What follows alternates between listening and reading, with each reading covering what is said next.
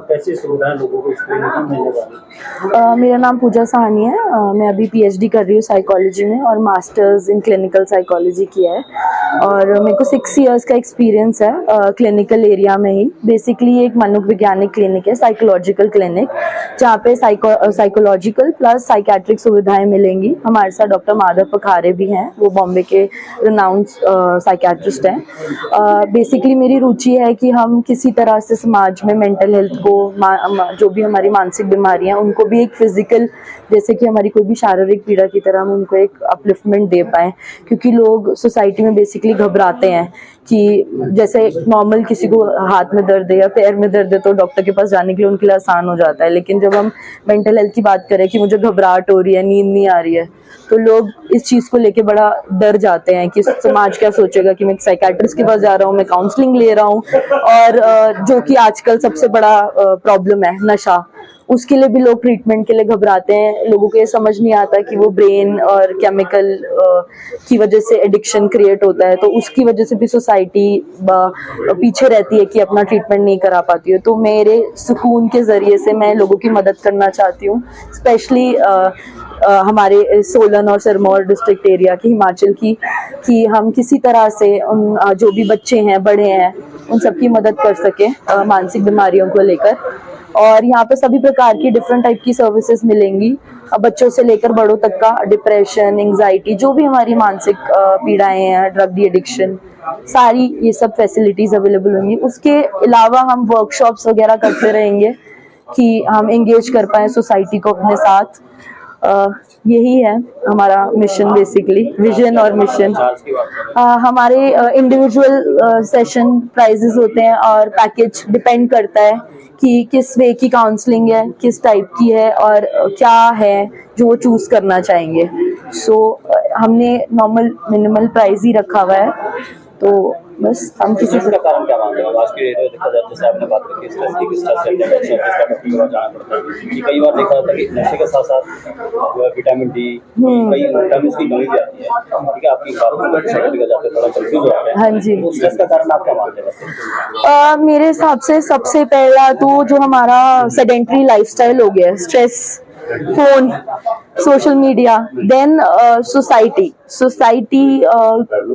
People have, जैसे anxiety और depression के केसेस हैं। क्यों होते हैं? नेगेटिव थिंकिंग पैटर्न्स डेवलप हो जाते हैं, इरैशनल कॉग्निटिव थिंकिंग होती है, उसके प्रकार से, उसके माध्यम से लोगों में ये बढ़ता जा रहा है। स्ट्रेस भी उसी के लिए बढ़ता जा रहा है लोगों में।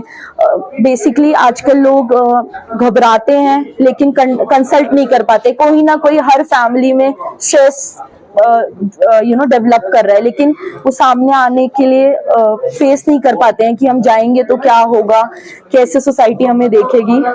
तो ये है स्ट्रेस का कारण। और हाँ, सबसे बड़ी पहली चीज होती है, अगर सुकून में भी कोई आता है या मेरे पास कोई भी काउंसलिंग के लिए आता है, सबसे पहले मैं उनको टेस्टिंग के लिए ही भेजती हूँ, क्योंकि विटामिन डी और विटामिन B12 कम होता है, या थायराइड या बीपी, ये बेसिकली ये एक रीजंस होते हैं कहीं ना कहीं कि हमें स्ट्रेस, एंजाइटी, डिप्रेशन जैसी अन्य प्रकार की बीमारियां हो सकती हैं। क्योंकि देखा जा रहा है आजकल अक्सर तकरीबन हर दूसरे पर्सन में विटामिन, जो आपने बताया विटामिन डी, हाँ जी, विटामिन B12 की कमी आ रही है, तो इस तरीके से रहता है। मगर आपने बताया सोसाइटी की, तो सोसाइटी का कई बार देखा था, पीछे दिनों की बात करते हैं, बच्चों में सुसाइड जैसे माइंड में, हाँ जी, उसको कैसे देखते हैं? सुसाइड का बेसिकली इम्पैक्ट ये होता है कि पहले तो लोगों को यही नहीं पता कि हम किसी स्ट्रेस या डिप्रेशन से गुजर रहे हैं, एंजाइटी है। अब सुसाइड स्टूडेंट्स में सबसे ज्यादा प्रॉब्लम है कि एग्जाम प्रेशर है, परफॉर्मेंस प्रेशर है, स्ट्रेस है कि हम अपने पेरेंट्स की, सोसाइटी की एक्सपेक्टेशंस, अगर किसी के फादर डॉक्टर हैं, किसी के फादर लॉयर है, तो वो एक्सपेक्ट करेंगे कि मेरा बच्चा भी उसी एरिया में एक्सेल करे, मतलब हमारे जनरेशन टू जनरेशन वो बढ़ता रहे। लेकिन एट द एंड वो ये नहीं समझते कि हर बच्चे का अपना ओन यूनिक पर्सनैलिटी या कैलिबर है। तो सुकून में भी मैंने एक न्यू फैसिलिटी इसी चीज की किया है, जिसे हम DMIT, डर्मेटोग्राफिक्स टेस्ट बोलते हैं। बेसिकली फिंगरप्रिंट एनालिसिस होता है, जो हमारी ब्रेन वेव्स के साथ कनेक्टेड होता है। उसमें हम बता सकते हैं कि कौन सा बच्चा या कौन किस एरिया में रुचि रखता है। उसमें डिफरेंट टाइप्स की हम इंटेलिजेंस को जांच करते हैं, और करियर गाइडेंस टेस्ट के लिए वो बहुत माना जाता है हेल्प करने के लिए। अनहाइजीनिक जो खाना था वो भी इसमें रहता है?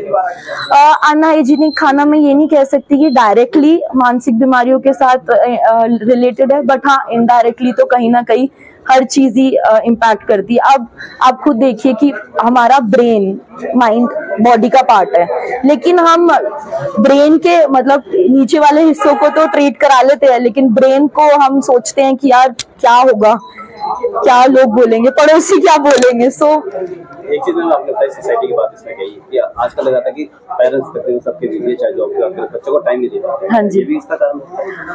Yes of course, that's why मेरी मंडे को एक आर्ट अटैक वर्कशॉप है। मेरा माध्यम यही है यहाँ के सोलन डिस्ट्रिक्ट के और नियर बाय एरियाज को बताने का कि जो ये आर्ट अटैक वर्कशॉप है उसके मिनिमल प्राइजेस मैंने 199 रुपीज रखे हैं, जिसमें एक पेरेंट या दोनों पेरेंट और बच्चे आके डिफरेंट आर्ट फॉर्म्स को एक्सप्लोर करेंगे, जैसे म्यूजिक हो गया, क्राफ्ट हो गया, आर्ट हो गया, और हम उनको प्रॉपर वो 2 घंटे का सेशन देंगे जिससे वो साथ में बैठ के एक पार्टनर की तरह बॉन्डिंग अपनी बिल्ड कर सकते हैं। और जैसे कि आजकल के टाइम में पेरेंट्स के पास भी टाइम नहीं होता और बच्चों के पास भी अपनी पढ़ाई की वजह से और सोशल मीडिया की वजह से टाइम नहीं होता। सही सोल्यूशन है दवाई? डिपेंड करते हैं हमारी इंटेंसिटी पे कि अब अगर हमें दवाइयाँ प्रोवाइड करनी है तो हमें ये समझना पड़ेगा कि हमारे कोई हार्मोनल या केमिकल इम्बैलेंसेस है।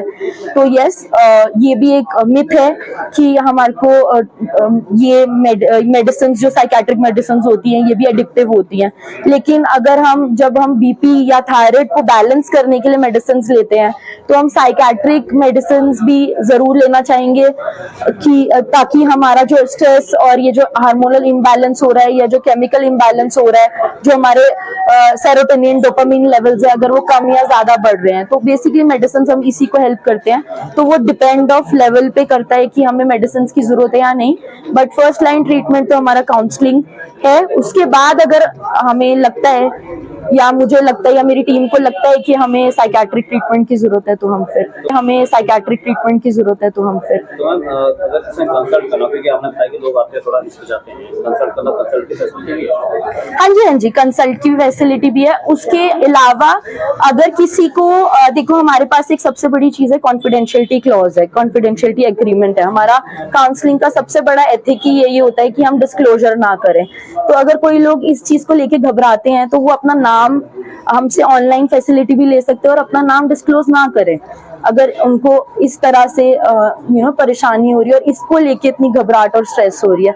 उसके अलावा अगर वो चाहते हैं कि फेस टू फेस सेशन लेना चाहें तो तब भी आ सकते हैं। मैं सबसे पहले एक पेशेंट आता है तो उनसे एक एग्रीमेंट या क्लाइंट आता है उससे एग्रीमेंट ही साइन करवाती हूँ कि हाँ, जो भी आपके और मेरे बीच में बात हो रही है वो हमारे बीच में ही रहेगी, और अनटिल एंड अनलेस हम उसको सिर्फ ब्रीच तब करेंगे जब हमारा कोई अगर उनके थ्रू किसी और को हार्म हो सकता है या वो अपने आप को कोई हार्म पहुंचाना चाहे। लास्ट क्वेश्चन जानते हुए, कौन नाम रखा आपने, क्या सोच कर? वही तो हम ढूंढ रहे हैं, पीस विद इन। अंदर की शांति होगी, आत्मा की शांति होगी तो शायद समाज को भी हम शांति प्रोवाइड कर पाएंगे।